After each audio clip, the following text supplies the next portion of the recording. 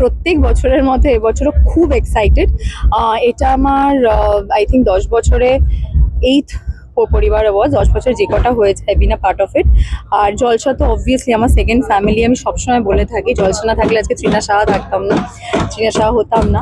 তো Jalsha means a lot to me. আর এই প্ল্যাটফর্মটা, এই লোকজনগুলো, এই স্টেজটা আমার কাছে খুব কাছের, খুব প্রিয়। তো আমি ওয়েট করে থাকি বছরে যে এই 2-3টে দিন কবে আসবে, যেখানে সবার সাথে দেখা হয়, পুরো পরিবারের সাথে দেখা হয়, আর আমরা চুটিয়ে মজা করি, হই হুল্লোড় করি, আনন্দ করি, যেটা আপনারাও দেখতে পারবেন টিভির পর্দায়। নিজের শো নাকি বন্ধু বান্ধব কাছের, কারা অ্যাওয়ার্ড সব থেকে বেশি খুশি হবে?